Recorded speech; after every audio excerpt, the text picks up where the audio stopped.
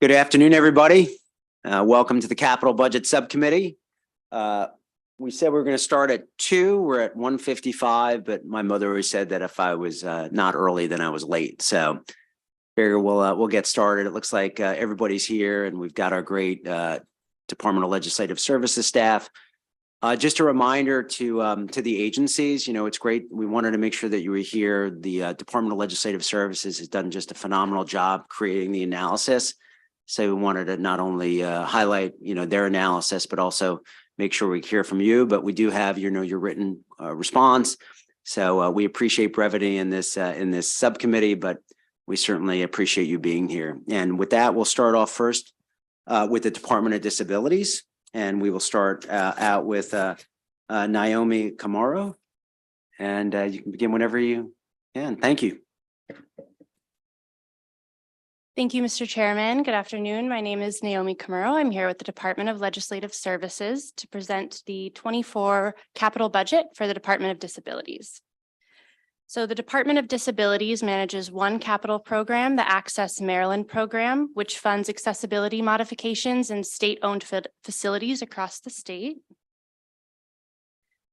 And the fiscal 24 request includes 7 projects, 6 new projects, and 1 ongoing project for the historic St. Mary's City. One issue that we wanted to bring to the committee's attention was just that the department is carrying a high unencumbered balance, which is why we included bold language stating that the Department of Legislative Services recommends adopting committee narrative, requesting an annual report of project encumbrances and expenditures. With that, I'm just going to conclude. It's very brief. We recommend approving the governor's allowance for the general obligation bond, as well as adopting the committee narrative that I just mentioned. Thank you very much for that really thorough analysis. We really appreciate it. We'll have the agency come up, Deputy Secretary Brennan, and whoever else you want to bring. Welcome. Kim, would you mind just turning on the mic on the... Perfect. And please.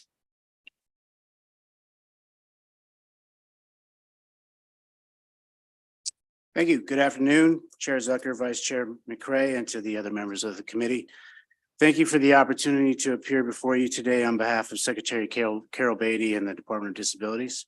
My name is John Brennan. I'm the Deputy Secretary of the Maryland Department of Disabilities. With me today is Ms. Kiana Baker, the Access Maryland Program Manager, and Ms. Lori Barong, who is the Executive Director of the Maryland MTAP. We'd like to thank our assigned DLS analyst, Naomi Kamaro, for their thorough analysis, and we respectfully support the recommendation to approve the general obligation bond for the Access Maryland program in the amount of $2,028,000. We also support the recommendation that we would require MDOD to submit an annual report outlining year-to-date encumbrances and expenditures of the program beginning on 12/1/2023. MDOD welcomes the opportunity to work with DLS to develop a reporting format that provides the most up-to-date and accurate information on the program as possible. While we support this recommendation and share the committee's concern about the slow pace of annual encumbrances, our written testimony outlines what we feel are key factors that influence encumbrance rates. I will not repeat them all now in the interest of time, but we would like to stress that in our opinion, these factors are far more impactful than reporting is on whether or not a project encumbrances occur according to the design and construction scheduled communicated to us by participating agencies at the time of application. Ultimately, the responsibility for advancing projects to completion and encumbering project funds rests with the Department of General Services, the University of Maryland, and other participating state agencies. MDOD's primary function is administrative, and our opportunity to help push projects to completion is minimal once the project is approved. Our written response also highlights steps we've taken at the application phase to encourage agency compliance with the improved implementation schedules. With regard to reporting, MDOD regularly requests information, and what we get back from the agencies is up to date at the time we receive it. The accuracy of our reporting on that information is both reliable and available to DLS whenever they request it.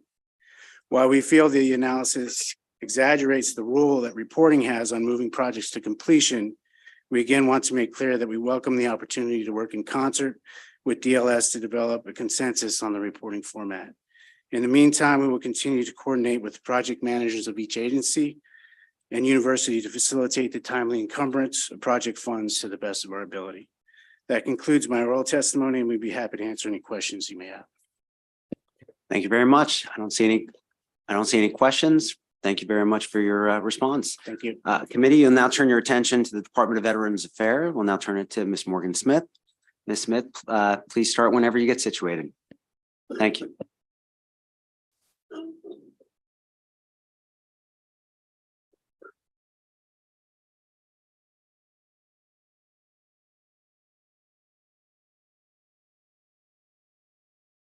Thank you, Mr. Chairman and members of the committee. I might not be as short as Naomi, but I will try to keep it brief. For the Department of Veterans Affairs, there are 2 projects that are programmed into the 2023 CIP.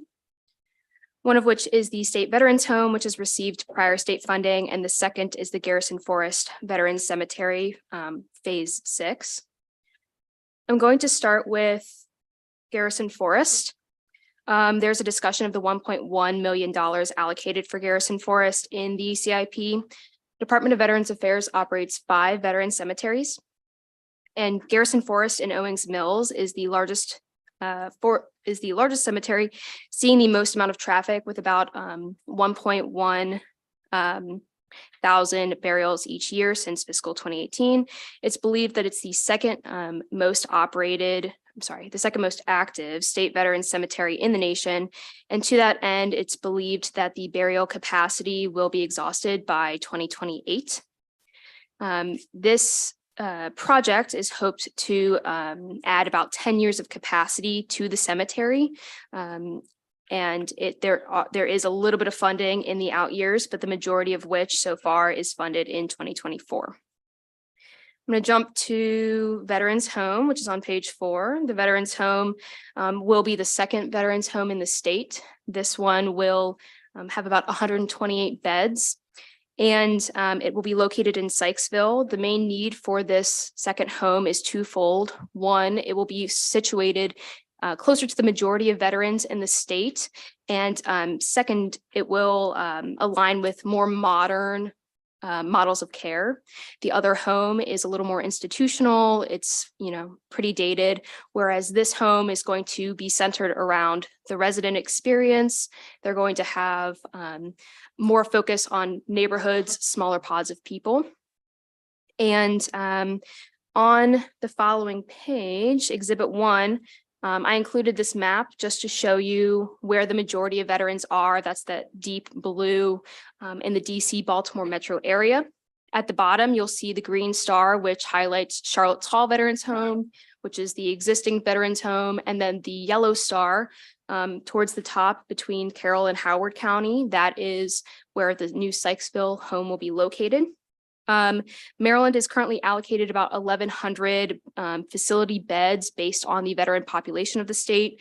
In addition to the 128 beds at Sykesville, there's about 444 at Charlotte's Hall, leaving about 528 beds unaccounted for. And to that end, DLS asked that MDVA comment on whether there are plans for additional veterans homes to utilize that federal allotment of beds moving forward.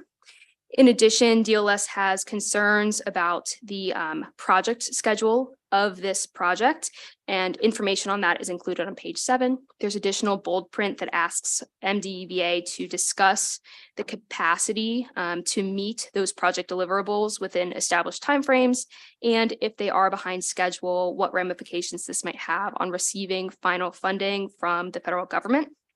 And then back on page 2, you will see that DLS recommends concurring with the governor's allowance, including approving the 1.1 million in general obligation bonds and the 6.3 million in PAYGO general funds for the 2 projects that I have just previously mentioned. And with that, I conclude my presentation, and I'm happy to take questions. Thank you very much for that great analysis.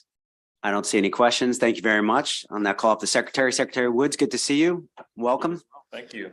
We have your written testimony, so if you and your team want to hit the highlights, but we're really happy to have you here, sir. Please, floor is yours. Perfect. Thank you, Mr.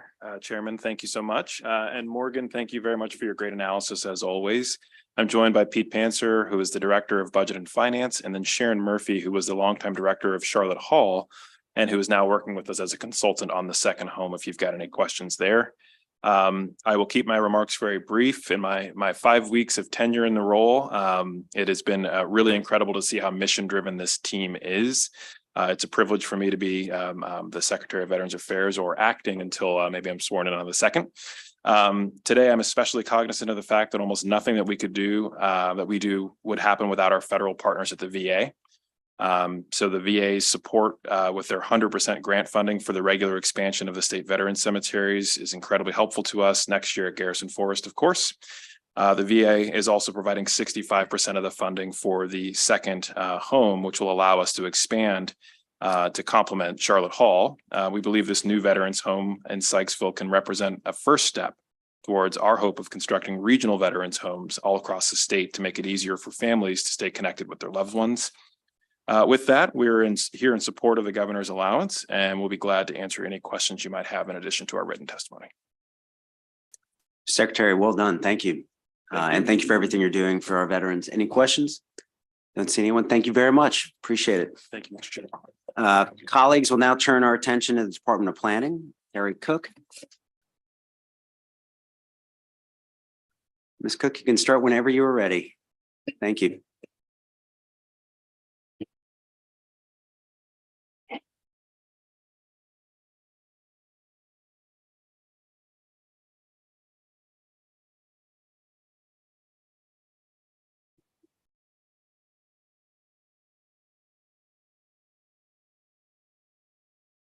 Thank you, Mr. Chairman. Again, Carrie Cook from the Department of Legislative Services, here to present the capital analysis for the Department of Planning.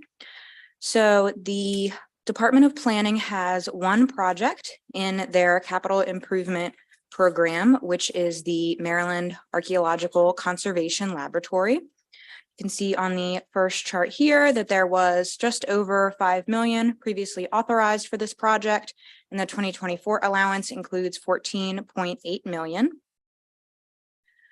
Just a couple high-level things that we're going to cover is 2 programs saw increased mandated funding levels as a result of bills in last year's session. And the Maryland Historical Trust Capital Grant Fund has seen consistent and pretty significant requests that are outpacing their funding levels. And the recommended actions for both PAYGO and GEO bonds is going to be to concur with the governor's allowance and pre-authorizations. Just a few very brief updates on some other projects and items that have been going on. The Patterson Center, which the committee likely recalls, has been going on for several years. Construction is ongoing for this project. There is no capital funding in fiscal 2024. There is some ongoing operating costs, and they expect construction to be completed by summer 2024. The agency does plan to do regular programming, public tours and programming, things like that, after construction is complete, which is something they have not done at this facility in the past. So that is one main goal of the capital project. And the agency also requested 4 positions in fiscal 2024 to support this new and increased programming that they're planning for the facility. The capital budget bill also included some amendments to prior authorizations, just extending some termination dates. And there was also a response to a JCR request regarding historical easements. So the agency submitted a report that went through a large inventory of all their current easements. It described the process of how they come into these easements, how the easements are terminated. And one thing that I just wanted to draw out from that report is the agency notes trouble with staffing levels. So with the current levels of staffing that they have for these programs administering these easements, it is giving them some trouble in terms of responding to requests in a timely manner, turning these things around, and just generally administering the program in a timely fashion. So the agency should comment on how these personnel challenges have impacted program administration and how additional positions, particularly in light of the mandated increase in 2 of these programs, may help to address these challenges. So switching back to the Mac Lab for just a second, you can see in the table here that the vast majority of funding for this project is in fiscal 2024, and there's no funding after that. Most of the funding in FY 2024 is towards construction. This project is going to expand the storage capacity of the Mac Lab in addition to improving the storage conditions. So the Mac Lab is the designated repository for all of the state's archaeological and historical artifacts and records. So as I mentioned, they want to both expand the space and improve the conditions in which these items are stored. They estimate that construction will begin in May 2023 and will conclude in September 2024. The total cost estimate is about 6.87 million, higher than last year's CIP. And according to DBM, there were some items that were inadvertently left out of last year's estimate. But considering this is the last year that they have funding programs, this should be a fairly accurate estimate. And moving on to the grant and loan programs in the department, there are 4 of these programs. The Maryland Historical Trust Loan Program, the MHT Capital Grant Fund, African American Heritage Preservation Grant Program, and the Historical Tax Credit Program. So you can see here, the MHT Trust and Grant programs received $150,000 and $600,000 respectively in 2024. The African American Heritage Program received $5 million, and the Tax Credit Program received $22 million. And then this exhibit on page 6 is just a breakdown of the fund source. So you can see here, the tax credit program was previously split between general and special funds. It's now entirely in general funds. And then the increase in the GO bonds at the bottom there is due to the mandated increase for the African American Heritage Program. So I'm just going to very briefly go through the 4 programs. The tax credit program is really about rehabilitating and preserving historic buildings throughout the state. There are several different types of tax credits that are available either for homeowners or owners of commercial properties. There was a bill last year that extended the program through fiscal 2023. It increased the annual appropriation to the reserve fund, and it increased the cap for qualifying repairs and rehabilitations to the buildings. One thing that I did want to highlight about this program is a concern regarding the application process. So currently applicants are not able to apply online for this program. They do have to print out forms physically and mail them to the agency, which is obviously a concern in the efficiency for both the application and the review processes. The agency notes that they were hoping to integrate their system into a system that's currently being developed on the federal side. They will still have to do that because a lot of folks that apply for the state credit also apply for similar federal credits. However, it has since become apparent that the federal system is not going to have all the capabilities that we would like being able to fill out forms online. So planning is going to have to develop their own system, and they note that additional funding would assist in expediting the development of this system due to other competing IT priorities in the agency. The MHT loan program provides loans for those who are interested in acquiring or rehabilitating categories that are listed or eligible for listing on the Maryland Historic Register. In FY24, the annual appropriation was reduced from $300,000 to $150,000. I did also want to highlight there were no loans issued in 2022. This was due to a combination of decreased applicant interest due to unfavorable interest rates and staffing challenges. The agency notes they have hired that vacant position, and there is more interest now that the interest rates are becoming a little bit more manageable. And I also just did want to note that the $300,000 that was appropriated in fiscal 2022, while it was not loaned out, it is still remaining in the fund and can be used in the future. The And I also wanted to point out that under the statute that defines this program, planning may use the funding for loans, but also to rehabilitate properties or pay costs related to properties that the trust owns. So the agency has done this a few times, and there's a little bit more details there, the years that they've done it. So it is within their legal authority to do this, to use the funding to rehabilitate properties that it owns rather than loaning it out. But as you can imagine, when they do this, it requires recapitalization of the fund since they're not getting those loan repayments back. So the agency should comment on any future use of the loan program to support facilities at Jefferson Patterson Park and Museum or other projects owned by the trust. They should also be prepared to discuss notifying the budget committees in advance when they plan to do this with the funding instead of loaning it out to promote greater transparency. The MHT Grant Fund is a similar program, but with grants instead of loans. The funding currently is at 1 million annually, and it is slated to increase to 1 million annually in fiscal 2026. But you can see in the table here on Exhibit 3 on page 8 that the requested funds for each year is very significantly outpacing what they have available to award. You can see that they've awarded between just 17 and 23% of all the requests they've gotten. So with that in mind, the agency is considering seeking to accelerate that timeline of the funding increase that is currently planned for fiscal 2026. And the last program is the African American Heritage Preservation Program. So this provides grants for preserving buildings, communities, and sites of historical and cultural importance to African American history in Maryland. As I mentioned at the beginning, the mandated appropriation for this program increased from 1 to 5 million starting in FY 2024. And this will increase the amount of projects that they're able to support and the amount that they can give to each project.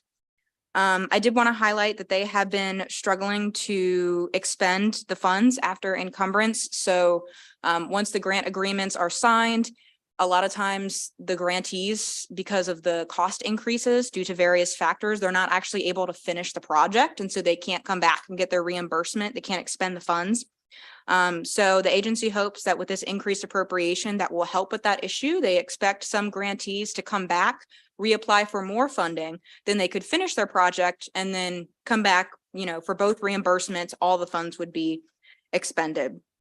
One other thing that I did want to highlight is the amount has quintupled from 1 to 5 million, but they do not have any additional staffing for this program. So that may be a challenge in terms of all the logistical things associated. So the agency notes that they may seek additional staffing in fiscal 2025 budget to support these increased operations. And just to conclude, DLS recommends concurring with the governor's allowance, both on the PAYGO and GEO bond side. Thank you, Mr. Chairman. That concludes my presentation. Thank you very much for that. Really great analysis and very thorough. So thank you for doing that. We're now call up the agency. Madam Secretary, good to see you. I know that the Maryland Historical Trust and Preservation Maryland is also here. I don't know if you wanted them to join you at the table, but whoever you want to call it, Madam Secretary, and you can start whenever you're ready. It's great to see you. Thank you. Thank you, everyone. Good to see you all again. And thank you for that great analysis again, Ms. Cook. We do have really the two directors that are on the ground with this work here, and I wanted them to be able to be here and answer any questions that you have specifically.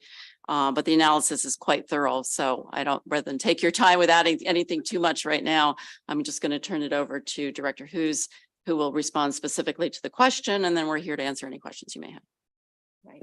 There were two questions in particular that were described in the analysis. You do have a written response on both of those. The first had to do with the staffing of the Maryland Historical Trust easement program. And that is a very labor intensive program that requires intense work by the staff who are in those positions, and retention can be difficult. We do respond within our 30-day statutory requirement.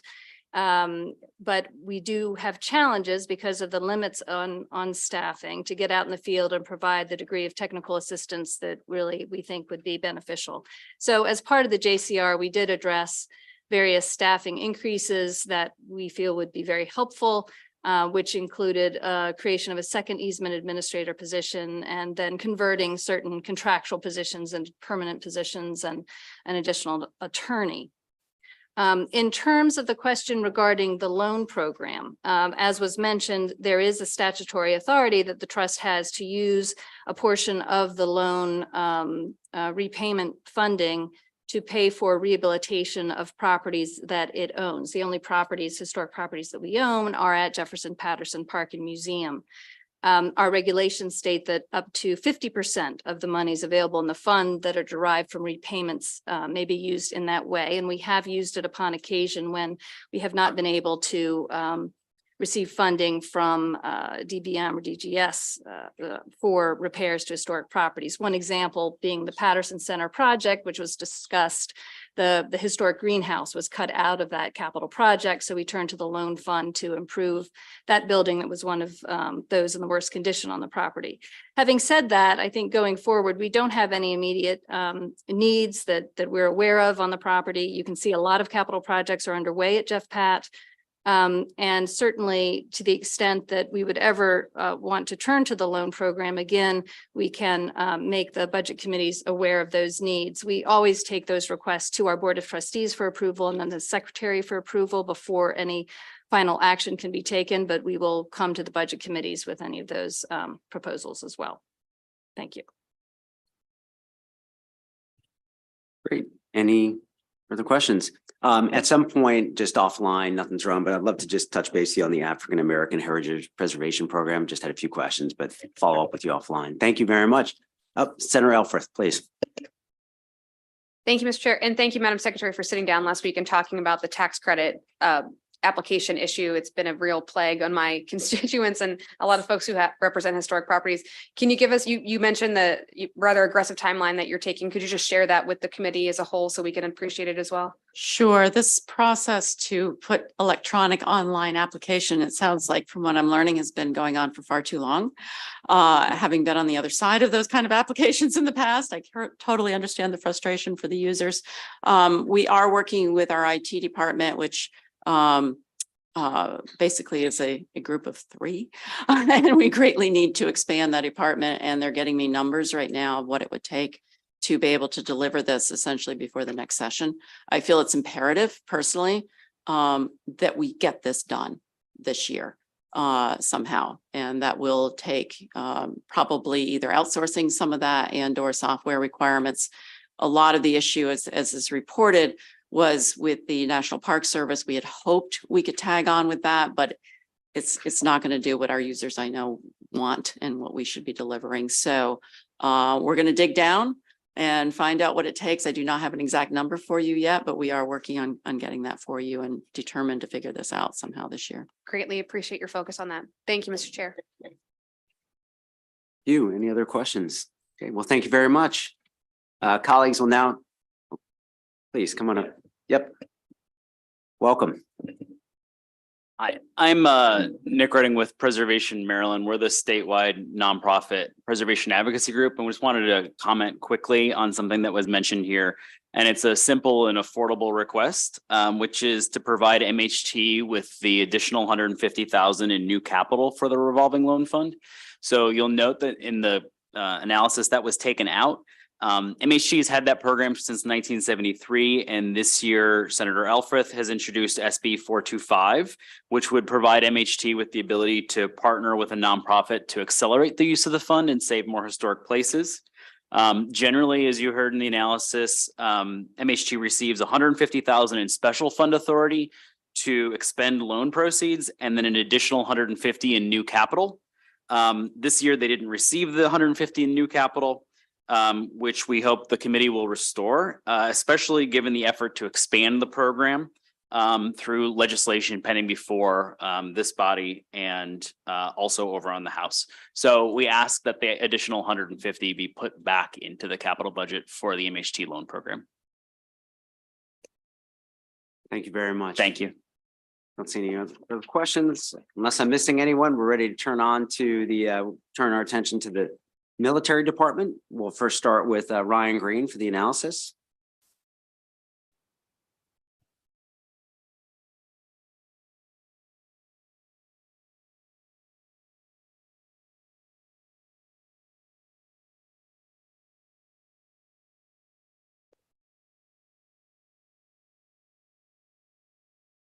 Thank you, Mr. Chair. Sorry.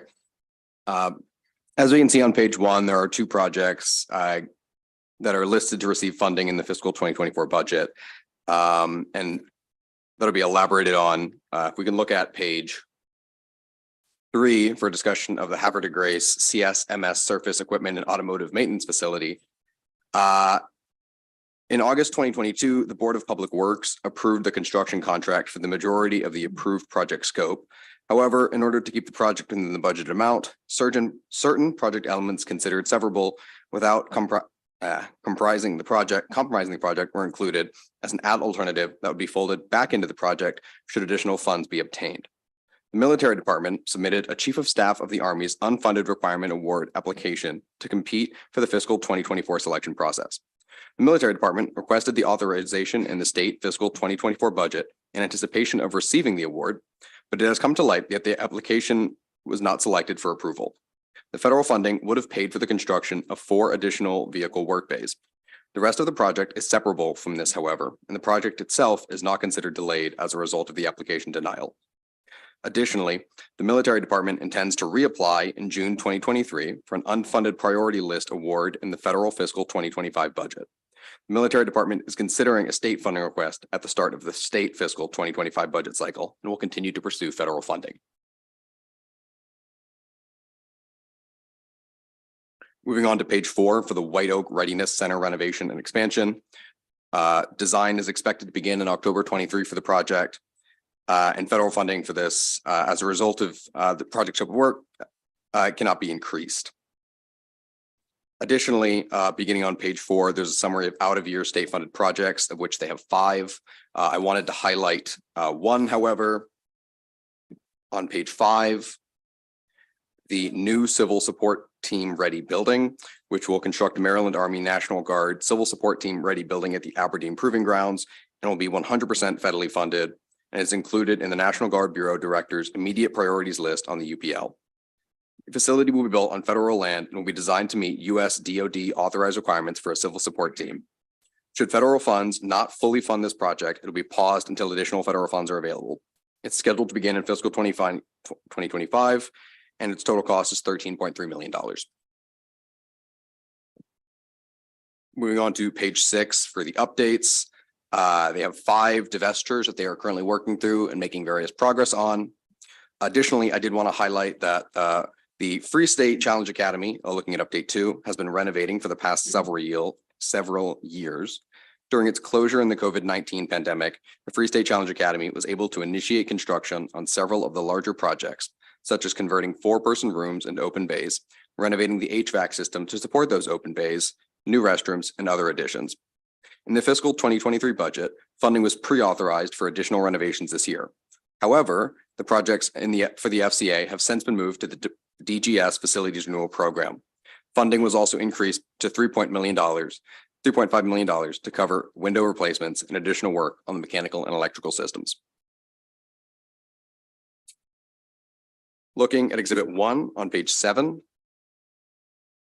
we can see that National Guard facilities functional status has stagnated since the previous year. However, this is expected to increase as the department continues to divest from its unneeded facilities.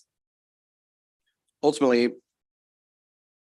on page 2, just circling back to the recommendations, DLS recommends we delete the $10 million in federal funds for the Havre de Grace CSMS project as the application was not selected and the funds are not forthcoming in the fiscal year. Additionally, DLS recommends the approval of the general bond authorization, $593,000 for the White Oak Readiness Center. Thank you. Well, thank you very much for that thorough analysis. See any questions? General, welcome. Please come on up. Good to see you and your team.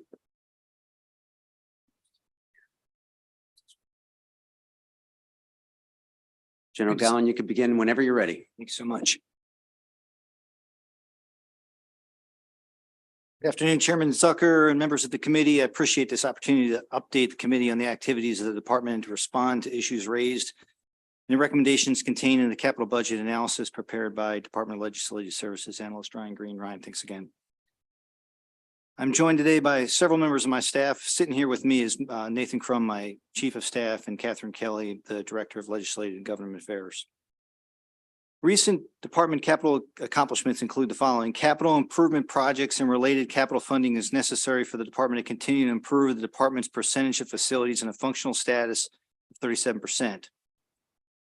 Currently in the process of divesting 5 older readiness centers to include Cascade, Catonsville, Ellicott City, Greenbelt, and Pikesville. New construction or renovation completed on 2 readiness centers, Easton and Freedom. Phase 1 of renovation of the Free State Challenge Academy has been completed, and phase 2 is underway. Construction has started on the new Marine Corps Reserve Center at Camp Frederick Military Reservation using capital funding provided through Maryland Environmental Service Project, service for the project. Construction has started on the combined service maintenance shop which is, we'll talk about in a second, at Havre de Grace. And current capital improvement plan includes funding for alteration and expansion of the White Oak Readiness Center, expansion of the Havre de Grace combined support maintenance shop, and renovation and expansion of the Frederick Maintenance Center. Regarding the analysis and the PAYGO recommended actions, the delete $10 million in federal funds for Havre de Grace CSMS project as the application was denied and funds are not forthcoming in fiscal 24. Maryland Military Department respectfully does not concur with this recommendation. The project was not selected for FY23 federal funding, but it was not denied. This is a selection process within the National Guard Bureau, which reviews the submission of all 54 states and territories and completely prioritizes them for selection based on a limited amount of available funds. Maryland Military Department submitted the combined service maintenance shop project for funding in June of 21 and June of 22 for funding in FY23 and 24 respectively. The project was not selected for funding in FY23. However, determination for FY24 has not yet been made. It's unclear when DoD will announce their selections. MMD also plans to submit this project in June of 23 to compete for funding for FY25. The project rates very competitively nationally at present time and is likely to be selected for funding. The federal fund PAYGO authorization of $10 million is important to the department's ability to move forward with the remainder of this project expeditiously if selected by NGB in FY24. Maryland Military Department does not concur with the suggested action and would like the committee to reject this recommendation. Regarding the GEO bond recommended actions, approve the $593,000 general bond authorization for White Oak Readiness Center renovation expansion. Maryland Military Department concurs with DLS recommendation for a bond recommendation. Thank you. Thank you very much, General. Are there any questions from the committee? Mr. Vice Chairman. Thank you, Mr. Chair. And it looked like DGS has picked up the project for Free State Challenge Academy. Am I accurate in that? Yes, sir. Could you just explain how is it going to go going forward? Is that just a one-time agency swap that we're doing that for, or do they handle the maintenance of the building at this point in time? So we have our own internal maintenance requirements that we satisfy. We often used DGS as the project manager for such things. So in this particular instance, they have taken up the mantle for phase 2 of that project. Okay. I guess I would like to talk offline in reference to just better understanding, because I think it was something at the operating hearing that was within the response that you all had provided. And I just want to make sure that I'm getting a good understanding going forward. We'd be certainly glad to respond to you for that. Yes, sir. Senator Jennings. Thank you. The vehicle maintenance facility, I think we had a tour up there. Is that the old grandstand to the track? Yes. Okay, it was in pretty bad shape when we toured it. Yeah. And I guess my question is, when we go back to the Guard Bureau, trying to get this back on the agenda, do they look at the commitment from the state as part of their decision-making process? How's that working? So this project is supposed to be 100% federally funded. CSMS's higher level maintenance requirements are to be 100% federally funded. We had some issues because of acceleration of costs that the state was so generous as to provide additional funding to ensure the project continued. So there is although it is typically 100% federally funded, the state did provide the funding that was necessary to get over that accelerated cost. If that answers your question, if not, I guess, I'm just trying to figure out, how to keep it on track on the Fed side to make sure they definitely fund it. So I guess that's more of a congressional delegation issue. if I may, sir, Absolutely. the way this would be best continued is if we were to continue to receive the support for the $10 million. This money is money that would be, for lack of a better word, in hock until such time as a project goes forward. Then it would be paid by it would be reimbursed by the federal government. So ultimately, there's the cost incurred will be returned from the federal government. I guess that's kind of where my question was at the beginning. By keeping it in there, do the feds look at that, the Guard Bureau, when they go back to reevaluate it and say, hey, the state has made their commitment, they're keeping the money there? Yes, Is sir. that a weighing option on The their part? Sir, I'm sorry. The expectation is the money will be there, and that's why we want to make sure it is there. Okay. Thank you. Thank you very much, Senator. Thank you very much. I don't see any other questions. General, thank you. Appreciate your time. Committee will now turn to the Department of Agriculture. Andrew Gray, you are up. Thank you, sir. Now present the Maryland Department of Agriculture's fiscal 2024 budget analysis. Excellent. So as you see on page 1 there are 2 programs funded in fiscal 24, and then there's $10 million in fiscal 23 for another project we'll discuss briefly. In terms of recommendations, we recommend approving concur with the governor's allowance, the PAYGO funding, and approving the authorization for the GEO bond funding. In terms of a little update, there's $10 million in the fiscal 23 budget for the Maryland Food Center Authority wholesale produce market.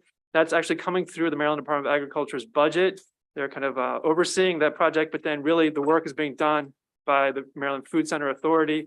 They submitted reimbursement request in February, just recently, for about $100,000 for work that's been completed through November 1, 2022, really to kind of extend one of the warehouse space and provide for refrigeration. So there's complete refrigeration from the trucks all the way to the storage that they can kind of provide for best opportunities for the vendors. And the plan is to go to construction or to bid for construction in January 2024. In terms of another update, the Readiness and Environmental Protection Integration Program still delayed. It's a federal program. There's everything's in place now. We're just waiting for a test pilot project in either Charles or St. Mary's counties. We'll know more about that this summer. So that's one pot of federal money that will be potentially available for agricultural land preservation around military facilities, primarily in Southern Maryland. In terms of the capital budget, big picture look right here. Dive right into the programs. Maryland Agricultural Land Preservation Program, around $17 million in general funds. That's funding that was provided, forward funding, repayment, transfer tax money provided by Chapter 39 of 2022, Great Maryland Outdoors Act. We have around $78 million in transfer tax funding. A lot of overattainment money from fiscal 22 is now budgeted in fiscal 24, bumping up the amount that the agencies have for their PAYGO programs. Just like to talk briefly about one concern here. We talked about the REPI program, so that's about kind of military base, agricultural land around the military bases. There's also agricultural easement conservation program funding, which has not been received by the Maryland Department of Agriculture for a number of years. The Farm Bill, 2023 Farm Bill, is in negotiations, could be delayed, but this is an opportunity for Maryland, hopefully to see some changes to the federal funds funding for the program that would then allow Maryland to be able to use that money to extend the amount of work that's done for agricultural land preservation in Maryland.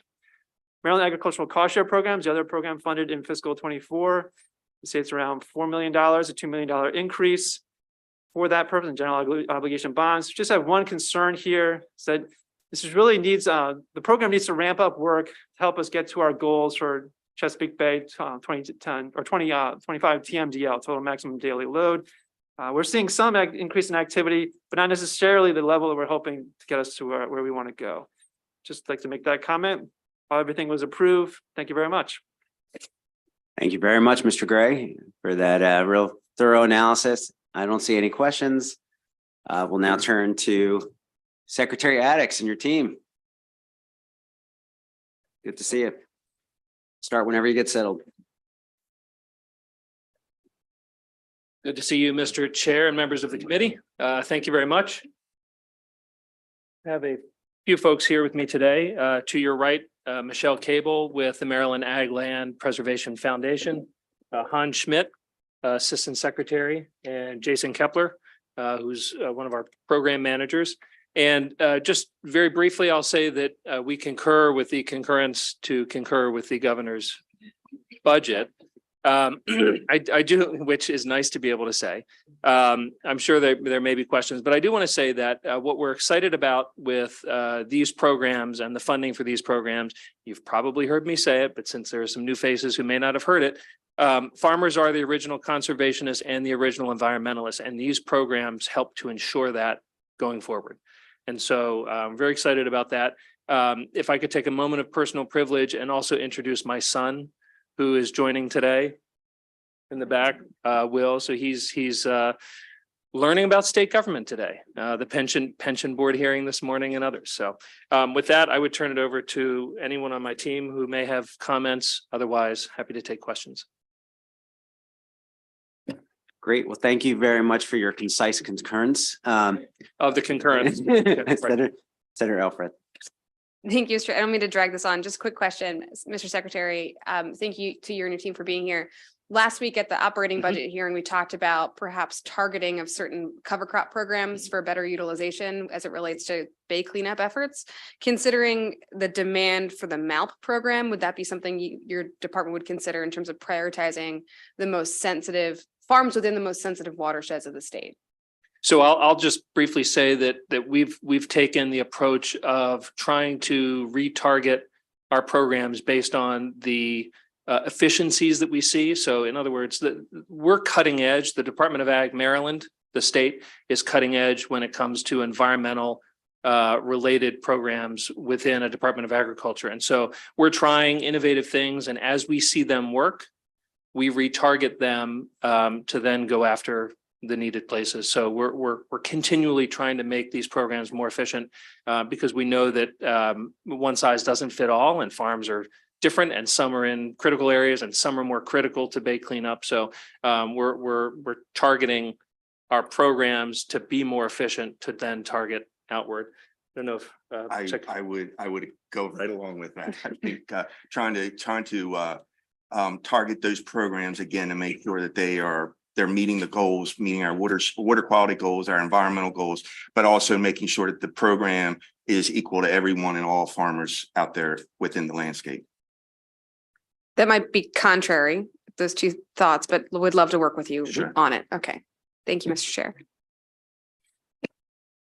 Thank you. Any other questions? Mr. Secretary, thank you very much. Great having your son here too. Thank you very much. Take care. Committee, you'll now turn your attention to the University of Maryland Eastern Shore. We'll bring up President and her team. President Anderson. Oh, I'm sorry. Whoa. That's how efficient we are, is we're going to skip right over the analyst. Ms. Norton, good to see you. Sorry about that. I got so excited to see Senator Mathias here. You know, I was, yeah, no problem. Please start whenever you would like.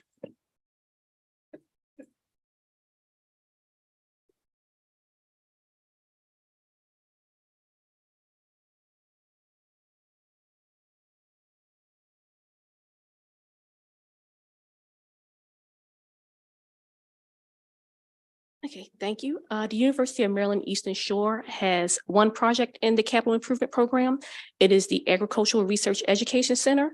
The funding in the CIP for this project is $12.6 million in special funds from the Fiscal Responsibility Fund for fiscal 2024 and $4.3 million in general obligation bonds for fiscal 2025.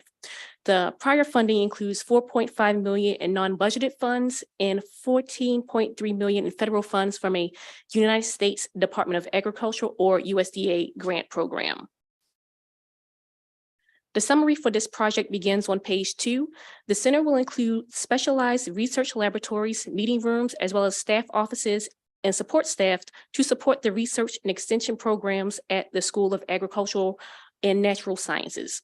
It also includes a new hydroponic greenhouse replacing one destroyed in a fire in 2011.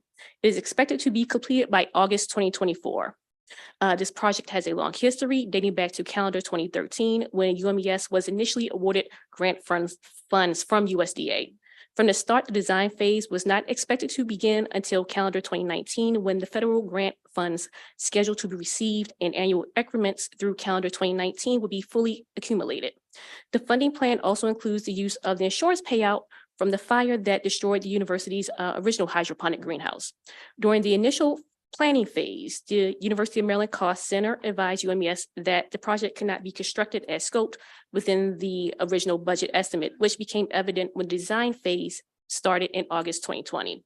Due to escalating costs, particularly on the Eastern Shore, state funding was determined to be needed to keep the original scope of this project and to take advantage of the federal funding before it expires.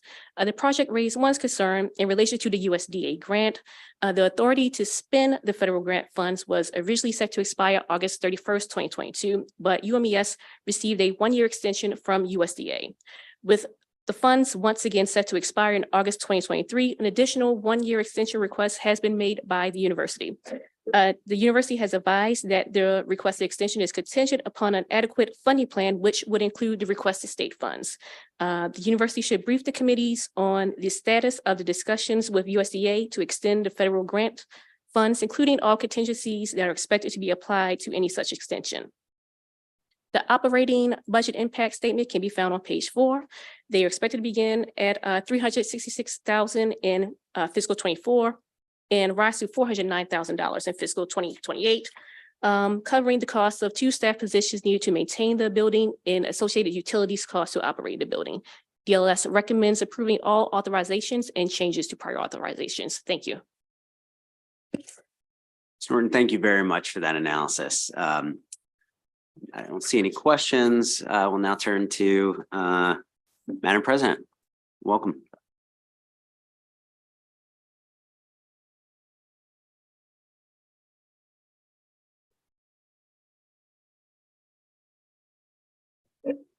Begin whenever you're ready. Thank you. Thank you very much, Mr. Chairman. Good afternoon, Mr. Chairman, Mr. Vice Chairman, and committee members. I first would like to introduce my colleague, our new Vice President for Administration and Finance, Ms. Anastasia Rodriguez. And if you have questions, both of us will be able to respond to them. I also want to first also extend my thank you to Ms. Kelly Norton for that detailed analysis. We appreciate all your help and your insights. And to the committee, before I respond to the question, thank you very much for your ongoing support of our university. And thank you for your ongoing support that was provided last year from the full General Assembly for the HBCU funding, because that funding has really helped us make some improvements on the campus, and we appreciate that. You received our materials in advance, and so I won't go through all of that at all, except to answer questions. We also agree with the analysis that Ms. Norton provided. And the only thing that we will add in answering the question is, yes, this has been a longstanding concern on our campus with this particular building. As you can see, we had funds that were given to from the fire that happened a number of years before I arrived from the insurance, but we also went back to USDA to seek funds. This particular building, the Agriculture Research Center, will help us actually do exactly what you just heard the secretary say, and that is work with the local farmers on the Eastern Shore. And that is something that I think will help all of the counties in the state of Maryland, because all of our students come from every county, and it touches everyone. And so by having this particular facility and getting the rest of the funding for that, it will do 2 things: help the citizens of Maryland, but it will also make sure that the $15 million, almost $15 million that we have in hand, that we do not have to give that back to the USDA. And I think you would agree that that is being a good steward of funding. So that is why we're here before you to, like I say, support what the analyst has said, that the funding that the building is still lacking a $17 million request, and $12 million is kind of allocated at this point, and we're also seeking to secure the rest of that. I will close my remarks and say again, thank you very much. And This group also approved our pharmacy building phase 1 last year, and I just say thank you for that. We appreciate it, and we just started moving into that building last month. I will pause there and see if you have any questions. Any questions? See any? Thank you very much and appreciate your time. Thank you very much. Committee will now turn our attention to the Department of Commerce. Ms. Haskell, welcome. You can begin whenever you get situated.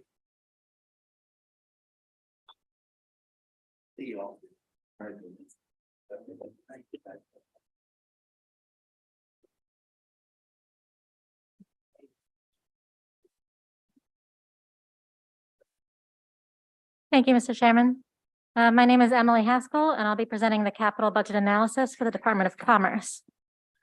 Chapters 394 and 395 of 2021 established the Maryland Arts Capital Grant Program in the department to provide funding to arts organizations for infrastructure projects.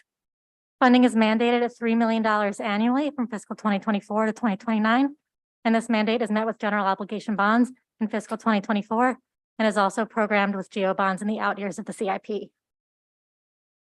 Commerce is in the process of developing the program, including hiring a program manager and developing the criteria for the competitive application process. The department anticipates that the program will be ready for to be open for applications by this July, and anticipates funding approximately 10 to 15 projects in fiscal 2024. The DLS recommendation is to approve the general obligation bond authorization. And with that, I'd be happy to answer any questions. Ms. Haskell, it's like you've done this before. Yeah. Thank you very much for that. That's fantastic. Any questions for Ms. Haskell? Okay. Seeing none, thank you very much. Call up the agency.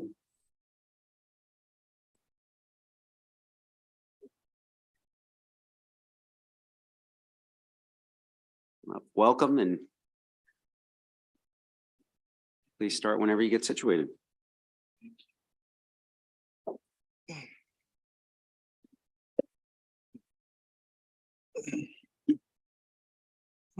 Thank you. Good afternoon, Chair Zucker, and Vice Chair McCray and subcommittee members. For the record, my name is Kevin Anderson, and I'm the Acting Secretary of the Maryland Department of Commerce. I'm here today in support of Commerce's proposed FY 224 capital budget allowance. I'm joined today by Stephen Scarrett Davis, Executive Director of the Maryland State Arts Council, who can help answer any questions the committee may have. I'd like to thank Emily Haskell, our DLS analyst, for a thoughtful and thorough analysis of this proposal. Commerce's proposed capital budget consists entirely of $3 million for the Maryland State Arts Council's new Maryland Arts Capital Grant Program. This program was established by the General Assembly in 2021, and the statute requires the governor to budget $3 million per year to the program from fiscal year 2024 through fiscal year 2029.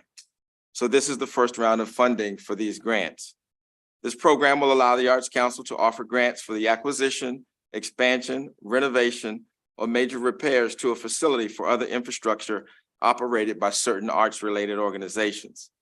Grant recipients must have operating budgets under $3 million and must either participate in the Arts Council's grants for organizations or community arts development programs, or be open to the public and provide cultural educational experiences. The arts are a vital economic driver for our state. They create jobs, attract visitors and visitor spending, improve health outcomes, build understanding, help us interpret our shared history, help strengthen our sense of community, and where there is pain and division, the arts help us heal. Through these capital funds, grant recipients will be able to leverage additional investment to build and maintain facilities in order to deliver high-quality programs and help ensure arts access for all Marylanders. We respectfully ask that you approve this proposal as submitted. Mr. Scarrett Davis and I would now be happy to address any questions the subcommittee may have. Thank you. Thank you very much. Any questions? I don't see any. Thank you very much. Thank We you. do have some public testimony. Nicholas Cohen with Maryland Citizens for the Arts and Camille Kashaka with the Motor House. Please come on up. Welcome. Begin in any order you wish.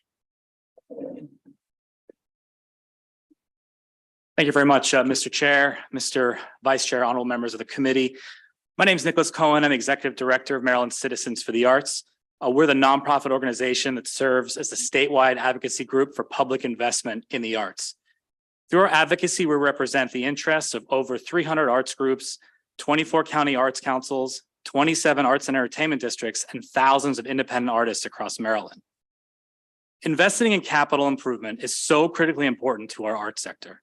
As we know, the COVID-19 pandemic has been an enormous financial strain on arts organizations, and the current inflationary headwinds have further burdened our industry. Beyond these ongoing financial strains lies a challenging process for many small arts groups to gain access to capital investment via regular political engagement. Instead, the Arts and Culture Capital Grant Program empowers these organizations to work with the Maryland State Arts Council to acquire this funding, and it helps streamline access to capital dollars. The Arts Council is known and respected entity within our state government. It has a history of successfully implementing a fair and equitable way to fund organizations in every corner of the state. MCA believes that this program truly is the democratization of arts and culture capital investment.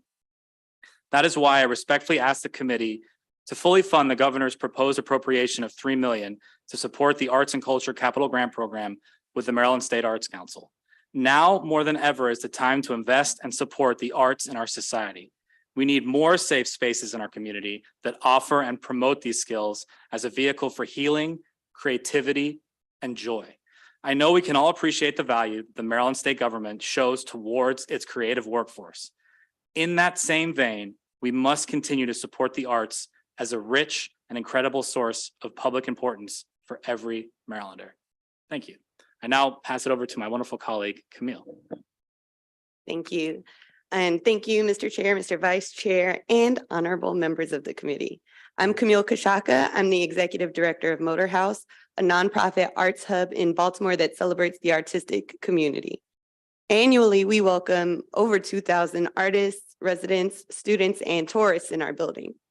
In order to give them the quality experience that they deserve, Motor House has slowly yet steadily been making improvements to our facility. Our building is the poster child for capital improvement needs.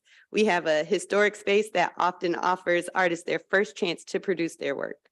We have incredible tenants like Maryland Citizens for the Arts, who do work that sustains the lifeblood of our city and state. They should not have to do such important work with windows that leak or are not outfitted for the type of technology that today's workforce finds imperative. The Arts and Culture Capital Grant Program allows organizations like ours to secure funding and actually create spaces that bring value and power to our community.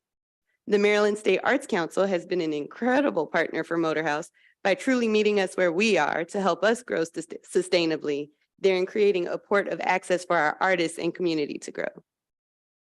With this in mind, I'm asking the committee to fully fund the governor's proposed $3 million to support the Arts and Culture Capital Grant Program with the Maryland State Arts Council. Motor House is one of many spaces in Maryland where artists are able to hone their craft and gift our state with one of the most vital elements to creating a safe, lively, and attractive state, arts and culture. They need to be able to have the access to world-class facilities in order to do that. Continued investment in our buildings will always offer a high return in the vitality of our state. Thank you. Thank you very much. Vice Chair McCray, thank you for the testimony. Thank you. Thank you, Mr. Chair, and thank you, Madam Executive Director. I enjoyed being able to tour the facility over the interim. Great to meet you in person. But for my colleagues, I just wanted to send just a point of information. The beautiful portrait that's hanging right outside of JPR that was done by artist Ernest Shaw, he's also housed at the Motor House right there. So just as a point of recognition. Thank you again. Thank you. Thank you very much. Seeing no further questions or comments, well, thank you very much, both of you. Appreciate your time.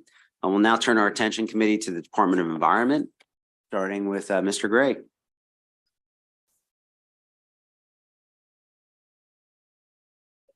Andrew, you can start whenever you wish. Thank you, Mr. Chair. Once again, the Maryland Department of the Environment's fiscal 24 budget analysis.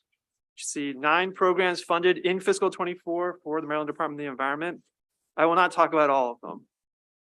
PAYGO recommendations to concur the governor's general obligation bond recommendation, also to approve all authorizations and the 2025 pre-authorization for a particular comprehensive flood management program project. Here's the capital budget summary. It's around a $90 million decrease in overall funding between 23 and 24. Exhibit 2 on page 5 reflects that it's largely due to federal funds and the Drinking Water Revolving Loan Fund. This is the green $83.6 million decrease between the 2 years.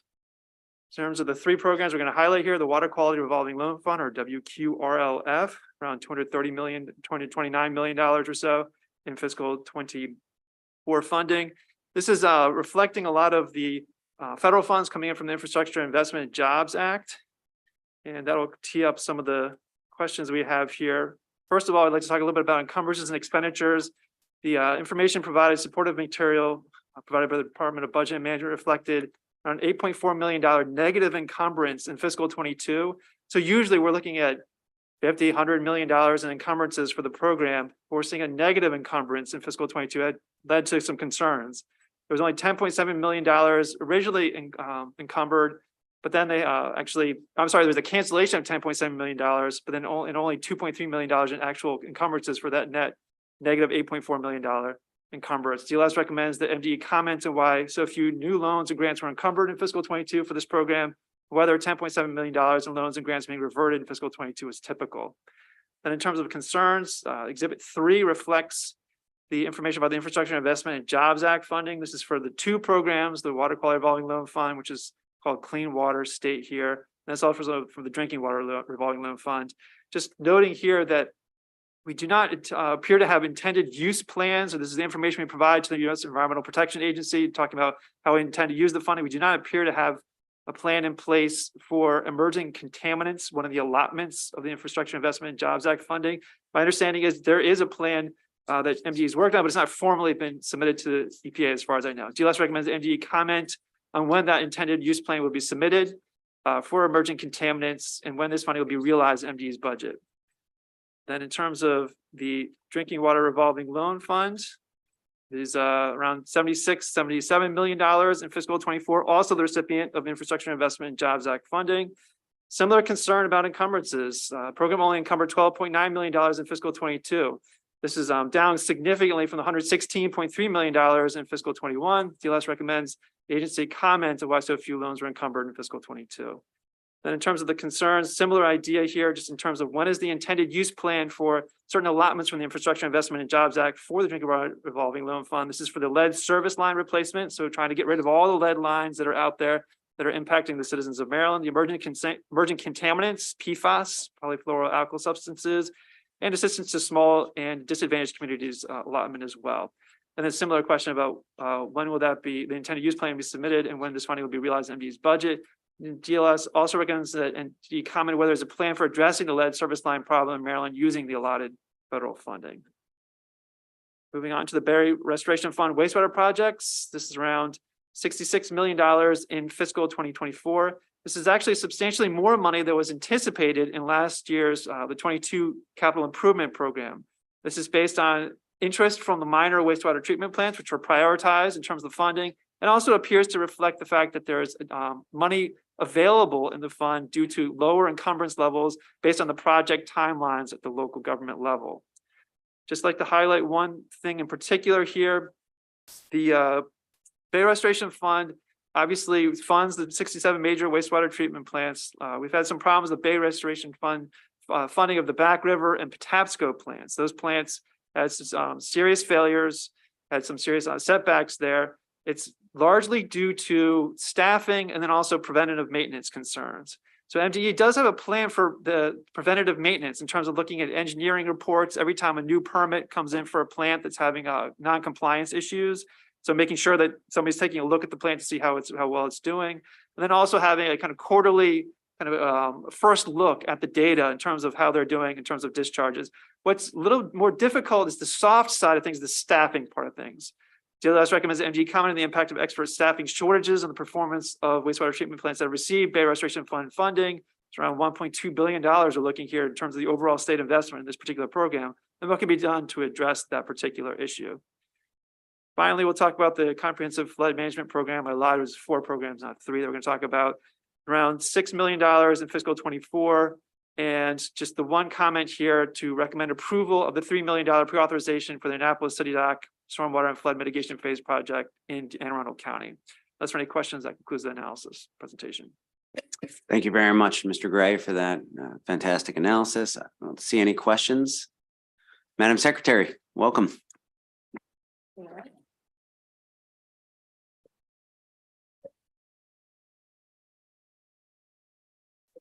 Good afternoon. Good to see you, Mr. Chair, and Vice Chair is not there anymore, but greetings to him as well, and of course, the members of the subcommittee. For the record, I'm Serena McElwain, the Secretary for the Maryland Department of the Environment. With me, I have Jeff Bretwell, who's the Director of Water Infrastructure Financing Administration. I know you know this, but I'll just repeat it. We've been operating the capital funding programs for over 36 years. It's funded based on monies that we get from the federal government. And state funding as well. There's a cost share on some of them, and of course, special funds. And we move that money out in terms of grants and loans to our local governments, and that's how we're able to have so many environmental infrastructure projects that are so important. I'll just say in terms of that funding, we usually get a whole lot more demand for that funding than we have available. We have $402 million in the 2024 budget, but again, we get way more requests for the money. And I brought it up to say that's actually a good problem that we have. So most of the questions, I won't go into any detail at all because we did submit responses to all the questions that we felt were very fair and really great analysis done. So thank you for that. It seems that some of the main two issues I got out of the analysis there were two issues, one related to the pace of funding progress in the two revolving loan fund programs. So I'll talk about that. And specifically, the analysts wanted to know why did we close less loans in fiscal year 22 than we did in fiscal year 21.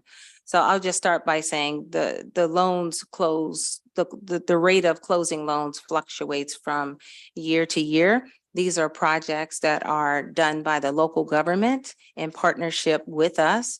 Some of the reasons why we close the loans differently is the local governments received so much money, like this large influx of money at one time. And that's a good problem too. But it's hard to get the money out when you have so much money coming in. So that there's a resource issue. There was also issues, of course, with COVID. There's inflation issues. There were issues with supply chain. There was issues with getting appropriate contractors or enough contractors. So all that had a real factor in getting the money out the door and getting the money spent as quickly as we had the year before. The other question was regarding the decline in funding and the request that we're asking for 2024. I will say that we're not really asking for less funding. It's just that in 2023, and you can correct me if I'm wrong, we got advance money basically from the bipartisan infrastructure fund in 2023. So it looks like we're requesting less, but we're not. We just got that funding ahead of time in 2023. That's it for me. If you have any questions, I'm happy to answer them. Thank you very much, Madam Secretary. Any questions? Let's start with Senator Rosepep. Thank you. Nice to see you. Hi. I have great trouble understanding the relationship between the federal infrastructure money and our ongoing investments. So the money we're talking about, sort of simply is what money are we supposed to be getting when to do what? What money are we getting in this program from the infrastructure law? You want to talk about the details? Yeah. Okay. Yes, Senator Jeff Fretwell. So the two main funds that are getting the funding in MDE through the infrastructure law are the two revolving loan fund programs. Right. So the water quality and the drinking water revolving loan fund programs. There's some general additional funding into both programs that we're receiving, as well as some specific money for lead service lines and PFAS. And that is all included in the request in front of the committee. And we have an annual application process we run for all of our funding. And through that application process, we rank and score applications, then come out with a draft funding list using all of the federal infrastructure dollars along with the other dollars that we have. And so we now have made the applications, all the applications we can make to the federal government. So the way the process works is that we have to have a list of projects that becomes the intended use plan, and that is what we submit to EPA. So we have submitted 2 intended use plans so far for the additional base funding for clean water and drinking water funding, but we've not submitted intended use plans for PFAS or lead service lines yet. We just finished the solicitation process at the end of January, and we'll be submitting those intended use plans to EPA by the end of June at the latest. At that point, EPA awards us the funding. They need an intended use plan from us with the list of projects before they'll award the funding. And is this 100% of the funding that we can get under the law on the multi-year plan? Or The revolving loan funds are, there are other dollars out there that the secretary could speak to that is a priority for us to go after that are competitive, but the revolving loan funds are formula-based dollars that we receive. Each state has a certain amount they receive from and it's for a EPA. limited period of years, right? 5 years, 5 federal fiscal years. So basically, we've in those buckets, we've applied for everything we can apply for, except what we're going to apply for in June.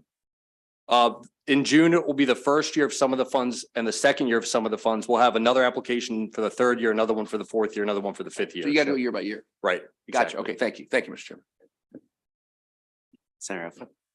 Thank you, Mr. Chair. I have 2 quick questions. First, the easy one to Jeff. Could you get us, has the list of Bay Restoration Fund projects been decided upon yet? And if so, could you get that to the subcommittee? Yes, we definitely can get it at the subcommittee. It's the projects that are in the proposed capital budget, $66 million in minor wastewater upgrades are the BRF projects for fiscal 24. Could you just make sure we have a copy of that? Yes, definitely. Okay, thank you very much. And Madam Secretary, thank you. Could you speak to the emerging contaminants issue when it comes to drinking water revolving loan and clean water revolving loan funds? What do you mean? What do you mean, speak to it? Andrew, because there's significant increase in federal funding for Into the PFAS issue, could you speak to your approach or strategy around the emerging contaminants issue? Yeah. Senator, for the drinking water, our water supply program has been sampling the drinking water systems throughout the state, and they've prioritized those systems based on level of PFAS, how much of the water is provided by the source water, things like that. We just finished that solicitation that we talked about where we received applications for both drinking water and clean water PFAS funding. We're in the process of scoring those. Okay. We updated our scoring systems in the fall to include criteria for both drinking water and clean water.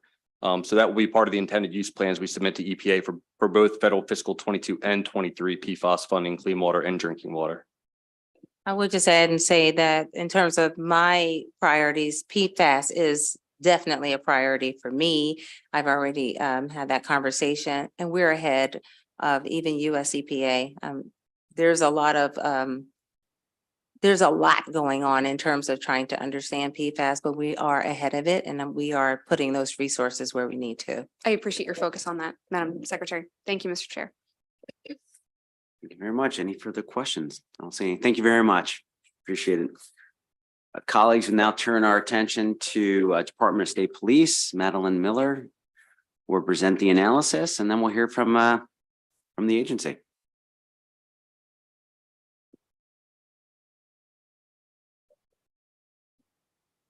Welcome.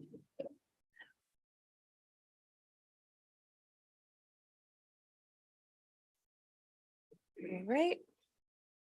Good afternoon and thank you, Chair. Today I'll be presenting the capital budget analysis for the Department of State Police. Of the 7 projects in the CIP, 4 request GO bond funding and allowance for a total of $15.7 million. An additional $2.27 million is pre-authorized for the Barrack v. Berlin project to complete construction funding. For the 4 projects that previously received funding, most was through PAYGO general funds, as both the Tactical Services Facility Operations Building and Barrack v. Berlin project received general fund support in the previous budgets.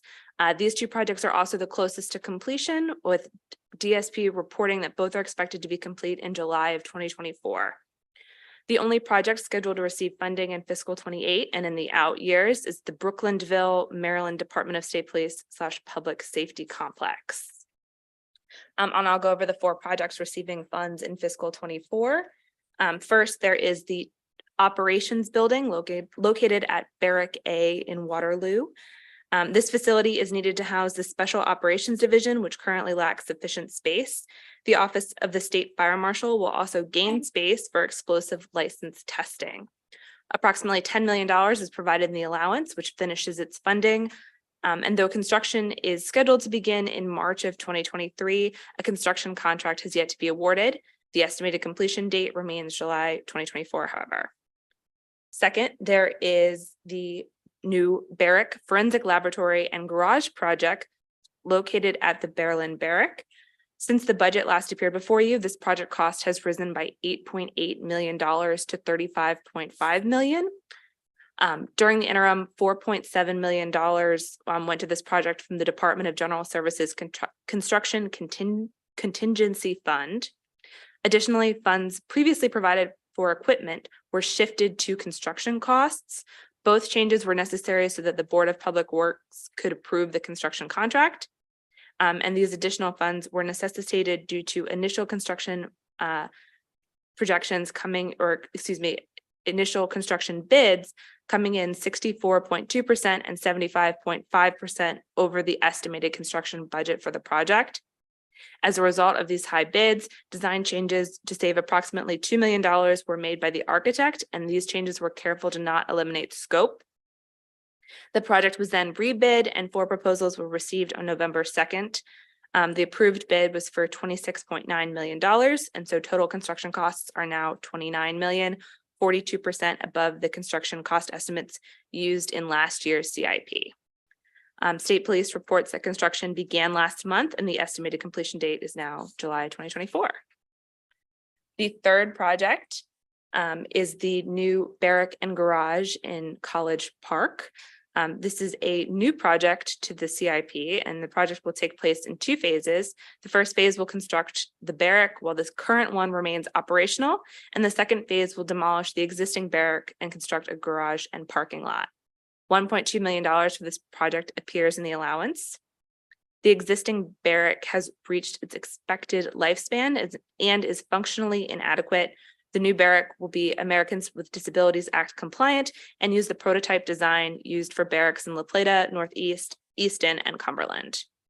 The design for this project is expected to begin in September of this year. DLS is concerned that it may take longer for a design contract to be awarded based on the timelines of other recent projects in the state's budget. However, if there were to be a delay in design, it may not impact construction start date because construction is not scheduled to begin until August 2025. The fourth project is the new Barrack and Garage at Barrack L Forestville. The existing site is too small to be occupied during construction, and so personnel there will be temporarily relocated to College Park while the Barrack Q project is in its design and construction phases. Over $500,000 is provided for project design in the budget, and the existing 3-bay vehicle garage on the lower level is condemned, and all vehicles assigned to this barrack must be serviced at Barrack Q already. The new barrack will house the crash team, which reconstructs scenes from fatal accidents for prosecutorial purposes. DJS is currently in fee negotiations with the architect for this project's design. Exhibit 1 on page 9 provides an overview of the department's facilities master plan, which was submitted in July. The projects identified by State Police in the facilities master project attempt to address significant deterioration or obsolescence of facilities, to accommodate new law enforcement procedures, eliminate operational inefficiencies, and promote site security. The priorities list is in line with the department's current CIP. The first 5 project priorities all receive funding in fiscal 24 or plan to receive funding beginning in fiscal 25 or fiscal 28. Moving then to page 10, a summary of out-year projects is provided. Of the 3 projects, only one, Barrack J in Annapolis, has previously received funding. State Police reports that there have been no changes to the project's elements. However, costs have risen for this project from approximately $3.4 million in last year's allowance to $4.8 million in the current year. This is the latest in a series of efforts to restore full operations to the barrack after it was closed in 2008 and reopened in 2015. Including the prior authorization for this project, approximately $4.8 million has been spent to reopen this barrack. The CIP puts planning funds in fiscal 25 for a new Waterloo barrack and puts funds in 2028 for the Brooklynville campus project. An appendix on page 11 provides an operating budget impact statement for the 4 projects that receive funds in the allowance. Operating budget impacts include costs for communications, fuel and utilities, contractual services, and supplies and materials. In conclusion, DLS recommends approving all authorizations and the pre-authorization for the department. I'd be happy to take any questions at this time. Thank you very much, Ms. Miller, for that analysis. See any questions? Chief Gregory. Maryland State Police.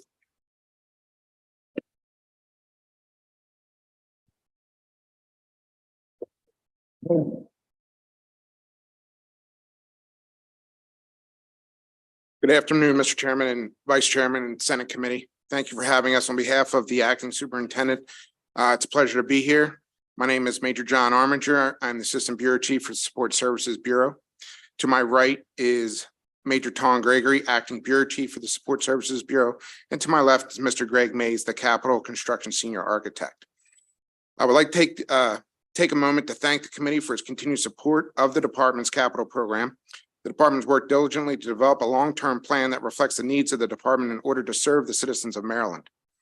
I would also like to recognize that MDSP could not accomplish this without the support of its partners in the Department of General Services, as well as the Department of Budget Management. Finally, I would like to recognize Ms. Madeline Miller for her professionalism and thorough analysis. We greatly appreciate how she has worked with us on these important issues. As you can see from our written testimony, we concur with the recommendation outlined in the summary, and we invite any questions that you may have at this time. Thank you very much. See any questions? Thank you very much for that testimony. Thank you for your time today. Thank you. Let us know if we could be helpful with anything. Colleagues, with that ends today's capital budget hearings. We're adjourned.